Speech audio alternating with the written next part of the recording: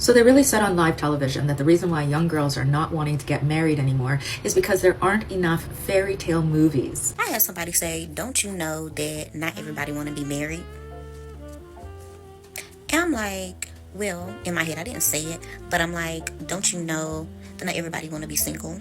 10 years together and no ring, like what were you doing? Why were you together for 10 years and there was no ring? That's a comment I got a number of times on my previous video where I shared I was broken up with after 10 years together and we had a house, and that's what I was sharing in that video, the whole procedure of protecting your assets and what I would do differently now, in a way. And that comment I have to actually make a video about, because not every woman wants to get married or cares about marriage. I don't know who needs to hear this, but you do not have to get married. Why do people just seem to not believe in marriage anymore? Like, so many times I talk to people, it's like, I don't ever want to get married. I understand that there's some financial liability that goes into marriage, but there are ways to protect yourself in that way. Like, why do I want to be an 80-year-old girlfriend? What? When God calls you to a marriage, he first has to shape you into a godly woman. This is not up for debate. We live in a culture that's obsessed with partnership, but scared of covenant. We want the perks of a spouse, the forever, the companionship, but we don't want the title or the contract. Could it be that marriage has become a form of ownership, or is this generation scared of the grip that commitment has? Let's get into it.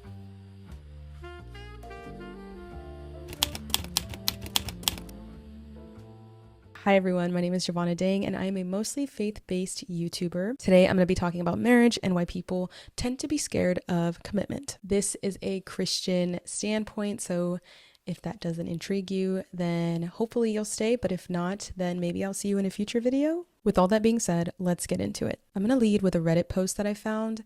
Keep in mind, this is a secular thread, so keep any hateful comments you may have to yourself, please. If you see me looking down, I'm going to be reading from my phone, so yeah. This Reddit post is titled, "I want a life partner, but I don't want to be married. How does that even work?" Marriage feels wildly traditional to me, which I'm really against. The concept of being someone's wife, quote unquote, possibly taking their last name, having the ring on my finger, it feels like ownership. On the other hand, I can also see how commitment issues tie into this, and I wonder if I'm just afraid of divorce. I think it's a combination of the two. Seeing so many crappy videos, posts, and whatnot across social media from women saying they're stuck or undervalued isn't helping either. My parents' marriage was terrible before and after they divorced, but my grandparents' marriage was absolutely beautiful. So I have two polar opposite examples of love to go off. That being said, I would love to have a life partner. I just need them to respect my individuality, and I want to always know where I end and where they begin. On the flip side, if they were absolutely sure they didn't want to marry me, I'd feel weird and sort of offended. I'd also freak out if I got proposed to, regardless of how much I love the person. It's a huge conundrum, I know. Anybody here have a long-term partner without marriage or kids? How is it going? Or did you change your mind, and why?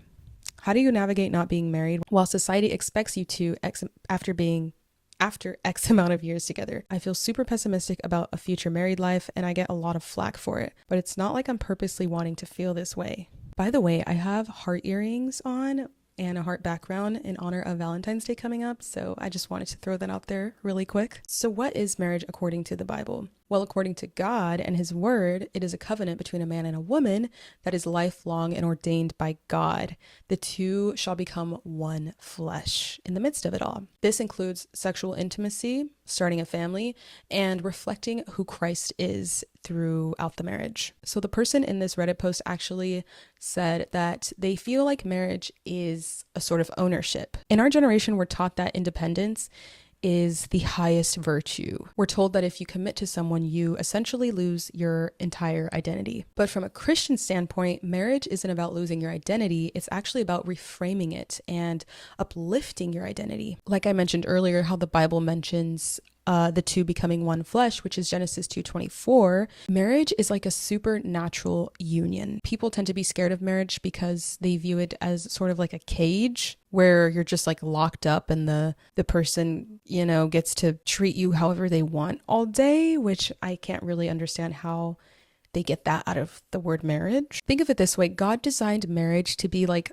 a garden outside of that cage. Okay, you know what I'm saying? Like, marriage is a garden, not a cage, not a box. It's a garden where so much fruit comes from it. And sure, marriage is essentially just a title on a piece of paper, but when God is ordained into it, it is a covenant and it is a promise to one another. I think we use papers and this idea of it being just a legal union as an excuse to hate it because we hate the system. So with that being said, a lot of people view marriage as a contract instead of a covenant. But the thing is, contracts are meant to be broken when the terms aren't meant. And if you're viewing marriage through only the lens of it being a contract, of course that's going to be scary. You're looking at it through a lens of potentially being let down by somebody who you viewed ultimately as a business partner instead of a lifelong partner. Things can go out of business.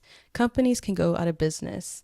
Businesses can go out of business. But the key behind a marriage covenant is the covenant. A contract says, I'll do my part if you do your part. But when we make a covenant under God, we are also making a covenant to God, not just to the other person we're marrying. This is where lack of accountability comes in. I feel like people don't want to take on the responsibility of having that lifelong partner through sickness and health because they're scared of letting themselves down or letting God down. Hence the reason why people want the lifestyle without the knot being tied. And this is what happens when you view marriage as only physical. Marriage, even with Christ and the church, is a spiritual commitment. And if you understand that it's a spiritual commitment, you understand that it's deeper than the physical body. And in order for fruit to grow, you have to check on its roots. I also think of when Jesus says, I'm the vine, I'm the true vine. You come in partnership with God and you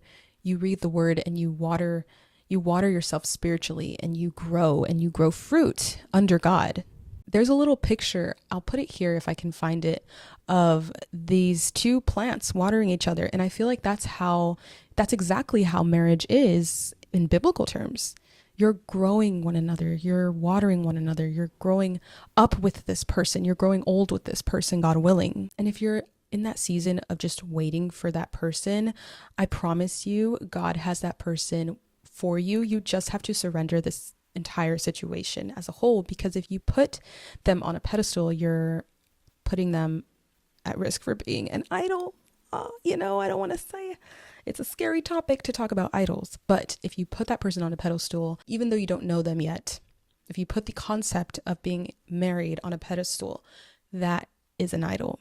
And you have to be really careful with idolatry. Surrender that to God and he will give it to you as a gift on his terms, on his timing. Just throwing that out there for anyone who's watching this and they are in a season of singleness, which chances are you probably are in a season of singleness. Embrace singleness. Singleness is a gift also from God because he's allowing you to be more closer to him and grow closer to him, especially without the chaos of kids or the noise that sometimes the other person can bring, like literal noise. You have so much time to be still with God. I want to really quick talk about too, just being online has dramatically conformed this generation into having high expectations for a partner. Oh my goodness. Especially with online dating. I mean, if you're a Christian and you're online dating, good luck. I don't want to say it's impossible. I did find my husband on there, but that was BC. Online dating has just become a place where we view people as objects and products that have to match our ideal candidates. And if they don't, then we just throw them in the trash. And how do we know we're not throwing the person that God has for us away? Like if you're using a Christian app specifically, how do you know you're not throwing somebody away just based off of like one or two things you saw on their profile? My advice is to have engaging conversations if you're online dating, because I'm not going to throw it away completely. I'd be a hypocrite if I did. I literally met my husband online, and I know people who met online who are Christian, but have meaningful conversations and set your boundaries right away. This is going to be the foundation of how the rest of your relationship with that person is going to trickle. A lot of influencers actually meet each other online today. You'd be surprised. So this is why I'm not completely condemning at all online dating. Okay. Just have meaningful conversations, please. This is what Proverbs talks about when it says a brother is closer than a friend. I mean, a friend is closer than a brother. Friendships are meant to be formed through marriage as well. Your partner for life should be your best friend. If not at the beginning, then you grow into best friends. Do you know what I'm saying? Just like a relationship between you and God, you guys are like best friends, two peas in a pod, the more you get to know him, right? Same thing for marriage. And lastly, I can relate to the divorced parents comment on this Reddit post. People with divorced parents or divorced whoever it is in your life, those people do set bad examples for us, but you can't base your theology off of humanity's efforts on marriage versus what God can do on your marriage. Marriage is God's design, and those people who may have affected our view of marriage are not the blueprint of God's design. They are simply man. Lamentations tells us his mercies are new every morning. What makes you think God's mercy on you having a future spouse is not going to be fruitful and brought to life? Just because you're seeing unfruitful marriages and unhappy marriages all around you, let's be honest, it's all over social media these days. It's a trend on social media, especially. Stay off social media. My goodness, I need to stay off social media too.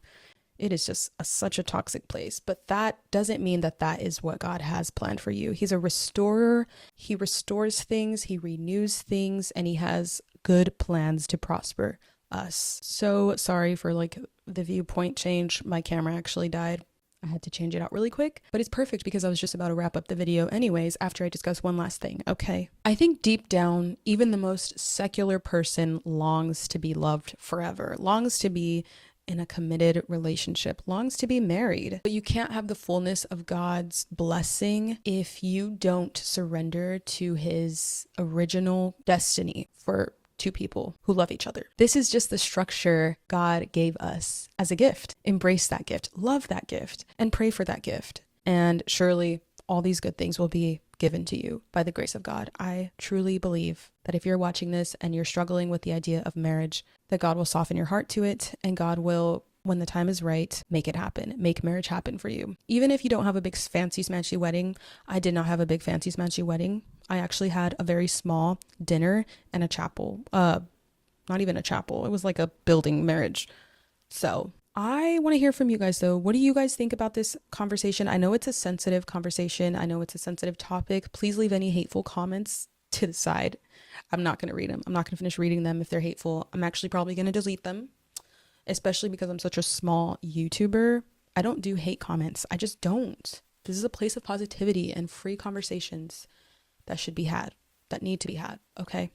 I love you guys. Please leave any prayer requests down below too while you're at it. Happy early Valentine's Day. And yeah, bye.